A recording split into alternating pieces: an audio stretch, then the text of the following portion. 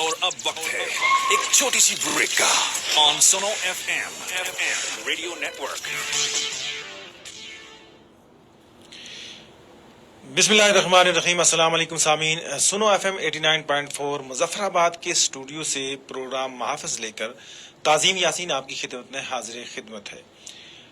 سامعین کرام، یہ پروگرام آپ ہر ہفتے کی شام 5 بجے سے 6 بجے تک سنتے ہیں اور اس پروگرام کو پیش کرتے ہیں سعید الرحمان صدیقی، لیکن آج وہ موجود نہ ہونے کی وجہ سے اس پروگرام کو میں پیش کر رہا ہوں۔ اور اس پروگرام میں آپ ہر جو ہفتہ ہے اس ہم محافظ کے حوالے سے، یعنی جو وطن کے محافظ ہیں ان کے جو تاریخ ہے، ان کی جو بہادری کی داستانیں ہیں وہ لے کے حاضر خدمت ہوتے ہیں اور اس میں ان کی بہادری کی داستانیں پیش کی جاتی ہیں۔ اس وقت ہمارا سلسلہ آج چونکہ اگست کا مہینہ ہے اور اگست کے مہینے میں یوم آزادی کے سلسلے میں سارے پروگرامات ترتیب دیے گئے ہیں اور چل رہا ہے، اور یوم پاکستان کے حوالے سے اور پاکستان کو بنانے میں جن لوگوں نے قربانیاں پیش کی ہم ان کا تذکرہ بھی تسلسل کے ساتھ کرتے چلے جا رہے ہیں۔ گزشتہ ایک ہفتے سے ان پروگرامات کا سلسلہ جاری ہے اور ہمارا سلسلہ تصور سے تصویر تک کے یعنی جو موضوع ہے اس پہ اوپر جاری ہے، اور اس حوالے میں ہم تاریخ پاکستان میں جن لوگوں نے اہم کردار ادا کیا ان کا جو حوالہ یا ان کی داستانیں یا ان کی بہادری کی داستانیں ہم اپنے پروگرام میں شامل کرتے ہیں، اور اس پروگرام میں ہمارے ساتھ مہمان شخصیات بھی شریک ہوتی ہیں۔ آج کے ہمارے مہمان جو تسلسل کے ساتھ تصور سے تصویر تک پروگرام ہے، ہمارا موضوع ہے، اس میں علامہ جواد جعفری جو بڑے مورخ ہیں ہمارے ساتھ تسلسل کے ساتھ اس پروگرام میں شریک ہیں، ٹیلی فون کے ذریعے، کال کے ذریعے، اور اس میں وہ تاریخ پاکستان میں جن لوگوں نے جو بڑی قربانیاں پیش کی ہیں ان کا تذکرہ انہوں نے کیا۔ اس وقت جو ہم سابقہ 2-3 پروگرام کر چکے ہیں اور ہم پہنچے تھے قائد اعظم کے 14 نکات یا نہرو رپورٹ جو ہے جو 1929 کے تک ہم تاریخ پاکستان کے حوالے سے پہنچیں گے، اور آج کا ہمارا پروگرام 1929 سے لے کر 23 مارچ 1940 تک کا ہوگا کہ اس دوران کیا کیا واقعات ہوئے، اور اس سے قبل ہم نے اس سے پہلے جو پروگرام تھا اس میں یہ چیز بیان کی کہ مسلمانوں کی جو تحریک آزادی ہے یا جدوجہد ہے، جو تحریک پاکستان ہے، اس کا ابتدائی کچھ حوال اور تاریخ ہم نے بیان کی، اور اس کے ساتھ ہم آئے کشمیر کے اوپر بھی کہ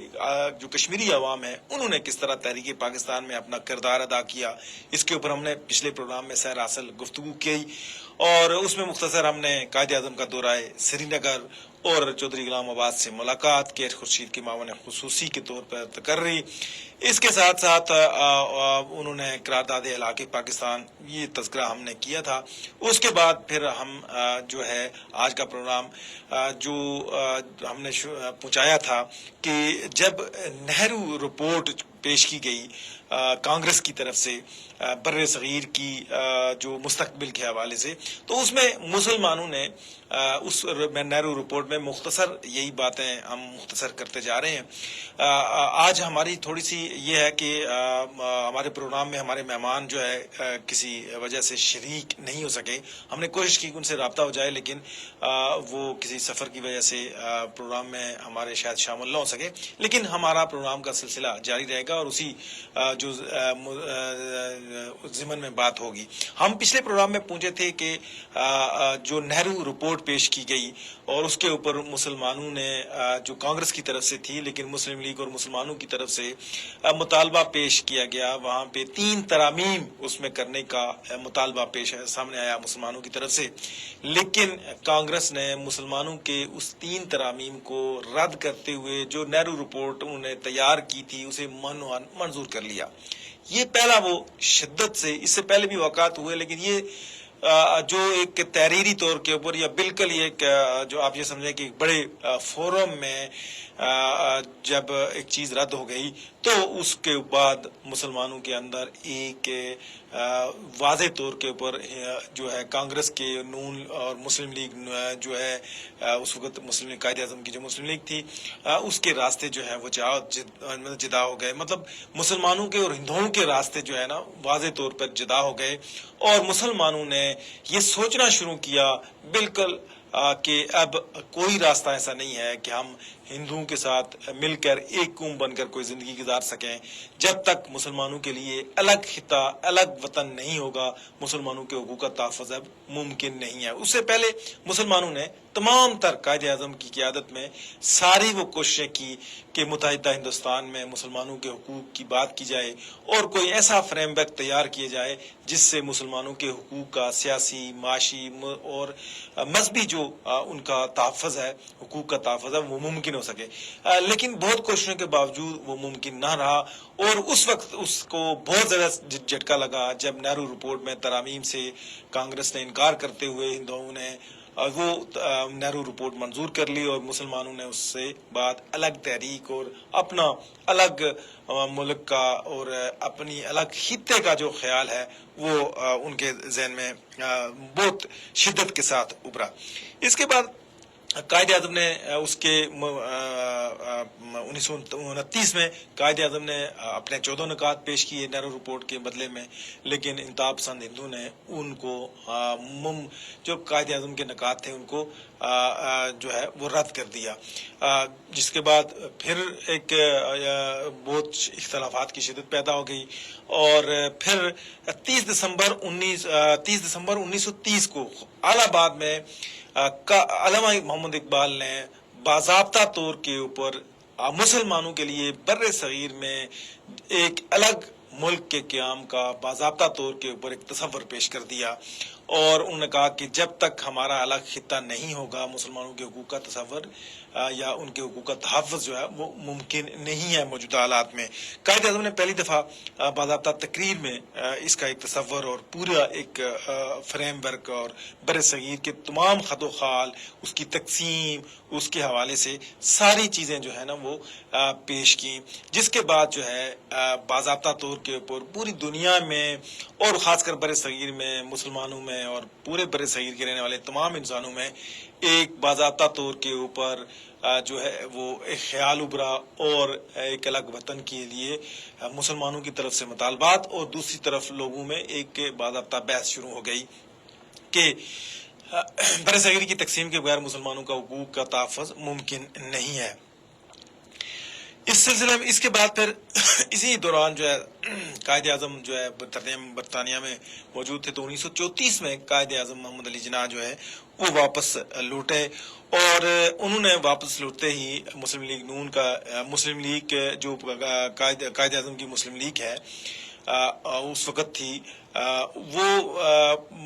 اس کا ایک اجلاس ہوا اور اس اجلاس میں 1939 میں مسلم لیگ کا اجلاس ہوا اور انہوں نے 2 کمیٹیاں تشکیل دیں, ایک جو ہے امور خارجہ کی اور ایک آئینی تشکیل کی.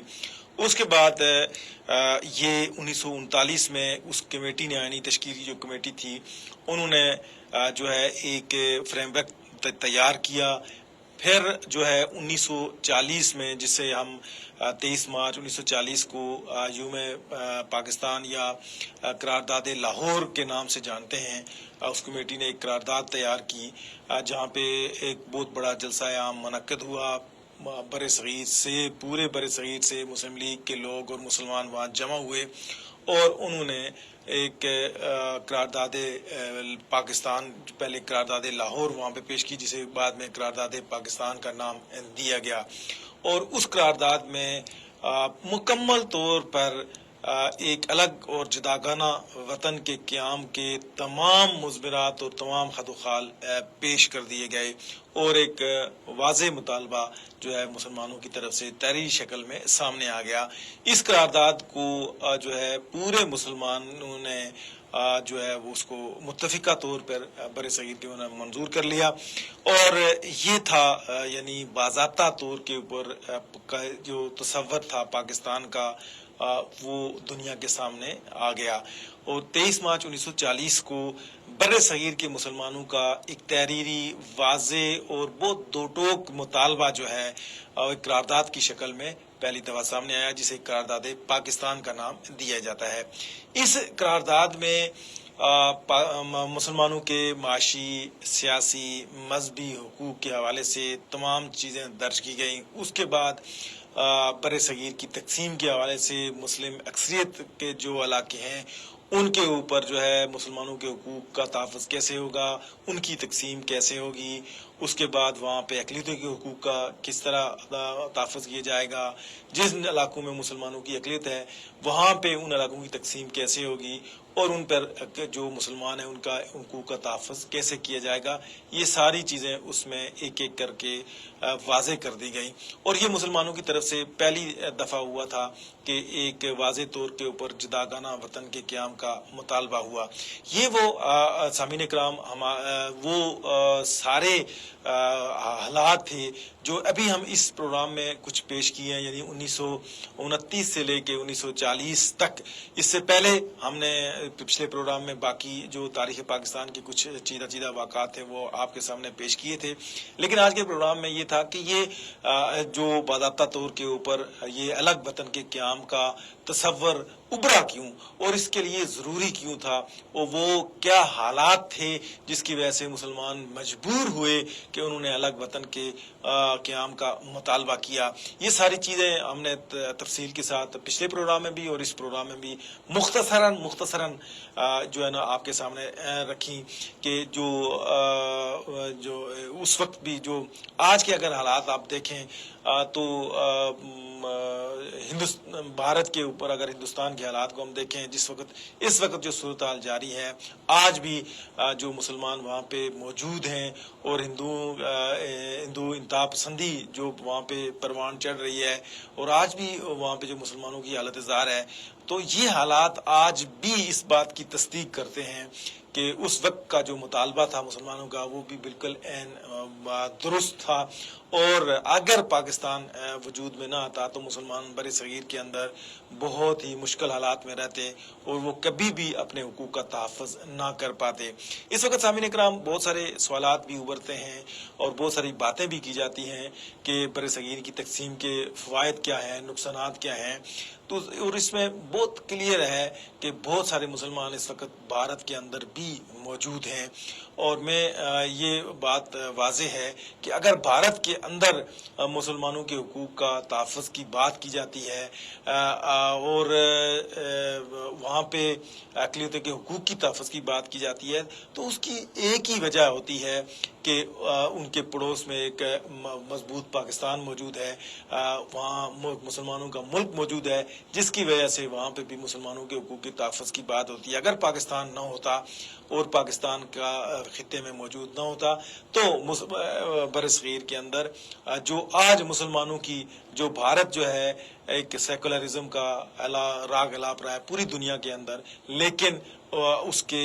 جو موجودہ خاص کر جو حکومت ہے اس کے اقدامات سے یہ بات تصدیق ہو گئی کہ مسلمانوں کا جو مطالبہ تھا بر صغیر کی تقسیم کا وہ درست تھا. اور آج اگر اس آج کے حالات میں بھی اگر مسلمانوں کے حقوق کا تحفظ وہاں پہ بھارت کے اندر نہیں ہے، بھارت کے اندر مسلمانوں کو ہندو انتہا پسندی کی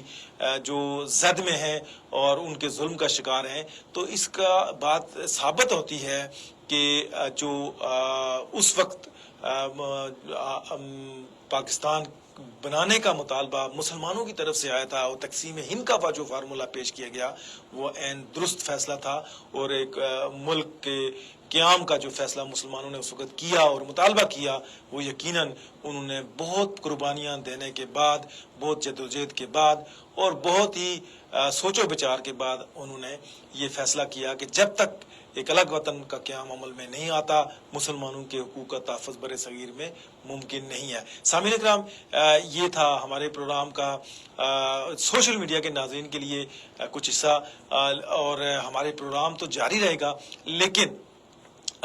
سوشل میڈیا کے ناظرین سے ہم یہاں تھوڑی سی اجازت چاہیں گے، لیکن ہمارا پروگرام 89.4 مظفر آباد جو ریڈیو کی فریکوینسی ہے اس پہ جاری رہے گا. یہاں پہ ایک چھوٹی سی لیتے ہیں بریک کے بعد دوبارہ حاضر ہوں گے.